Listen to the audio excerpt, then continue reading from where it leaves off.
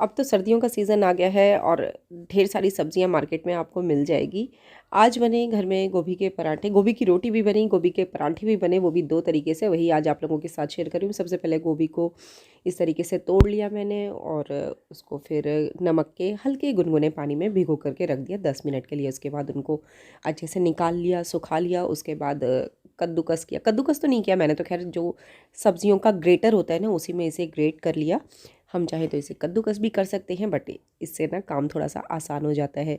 तो सबसे पहले मैंने अदरक लिया, उसे ग्रेट किया, हरी मिर्च को ग्रेट किया और उसी में ही जो गोभी है वो डाली और उसको भी ग्रेट कर लिया। बहुत अच्छे से हो जाती है। इसके बाद इसको थोड़ा सा पकाएंगे, तो उसके लिए कढ़ाई में हल्का सा तेल लिया, उसमें डाला जीरा, थोड़ी सी हींग और साथ ही साथ जो गोभी कद्दूकस की हुई थी, जो ग्रेट की हुई थी, वो इसमें डाल दी है। और कुछ सूखे मसाले डाले हैं, लाल मिर्च, नमक, अमचूर पाउडर, धनिया पाउडर, और वो सब चीज़ें अच्छे से डाल दी। इधर मैंने आटा भी तैयार कर दिया है, क्योंकि बनाने हैं पराठे, रोटी और पराठे दोनों बनाने हैं। होटल में जो हम पराठे खाते हैं यूजुअली उनमें मैदा होती है, या तो वो प्योरली मैदा के बने होते हैं या फिर उनमें गेहूं का आटा और मैदा दोनों मिक्स होते हैं। लेकिन घर पे हम तो सिर्फ आटा ही यूज़ करेंगे, गेहूं का जो होल व्हीट आटा होता है वही लिया है, उसका आटा लगा लिया। इसके बाद चलो इसके पराठे तैयार करते हैं। लेकिन अगेन फिर से मुझे रोटी यहाँ पर इसकी तैयार करनी पड़ी, क्योंकि भाई रविंदर जी आजकल पूरा डाइट शाइट के मूड में है। तो उनके लिए सिंपल भरवा रोटी ही मैंने इसकी बनाई। इसकी एक अच्छी सी 2 चम्मच भर भर के मैंने फिलिंग ले ली है लोई के अंदर, उसको अच्छे से बेल लिया है, खूब अच्छे से उसको सेंक लिया। और मैंने इसमें बिल्कुल कोई भी किसी तरीके का ऑयल या घी नहीं यूज़ किया है। नॉर्मल एकदम जैसे चपाती को हम सेकते हैं तवे के ऊपर, उसी तरीके से इसे सेका है। अभी क्या हुआ, पहले तो चला त्योहारों का सीज़न, लगभग 1 डेढ़ महीना खूब जमकर घर में पकवान भी बने और बाहर से भी आए मिठाइयाँ वगैरह दीपावली पे, और घर में भी खूब पकवान बने। उसके बाद शुरू हो गया शादियों का सीज़न, जो कि अभी अगले 1-2 महीने तक लगातार चलना है। तो बहुत ज़रूरी है थोड़ा सा घर में जो हम डाइट अभी फ़िलहाल ले रहे हैं उसमें कंट्रोल करें, अपना जो ईटिंग हैबिट्स है ना हमारी, उसमें थोड़ा सा चेंजेस लेकर के आएँ। तो देखिए, पहले मैंने सेकी थी भरवा रोटी गोभी की, इसके बाद अब बारी है पराठे सेकने की। लेकिन अभी ये जो मैंने लगाया है ना रोटी के ऊपर, ये घी नहीं है, ये है तेल, सरसों का तेल। जी हाँ, सही सुना आपने, सरसों का तेल मैंने इसमें डाला है। सरसों का तेल है ये पीली वाली, जो पीली सरसों होती है। इसमें किसी भी तरीके की कोई स्मेल नहीं होती, कोई स्ट्रॉन्ग फ्लेवर नहीं होता, बिल्कुल न्यूट्रल फ्लेवर इसके होते हैं। पता ही नहीं चलता कि ये हमने तेल में सेका है।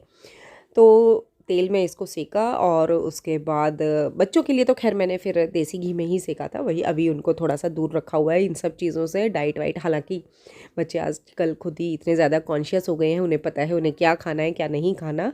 लेकिन फिर भी मैं तो माँ हूँ, तो मेरी तो कोशिश ये रहती है कि वही हैवी से हैवी, अच्छा से अच्छा, न्यूट्रिशन से भरपूर खाना उन्हें दिया जाए। भाई हमारे टाइम पे क्या होता था, हमें तो न्यूट्रिशन वैसे मम्मी पूरा ध्यान रखती थी, लेकिन फिर भी जितना ज़्यादा कॉन्शियस हम लोग अब हैं, उनका प्रोपोर्शन हमें पता होता है। इतना प्रोटीन देना है, इतना फैट देना है, इतना कैल्शियम देना है, इतना जिंक देना है। हम इन चीज़ों के जो चार्ट बना के रखते हैं ना, सब्जियों के या फिर खाने की चीज़ों के, तो पहले के टाइम पे ये सब चोंचलेबाजी नहीं होती थी।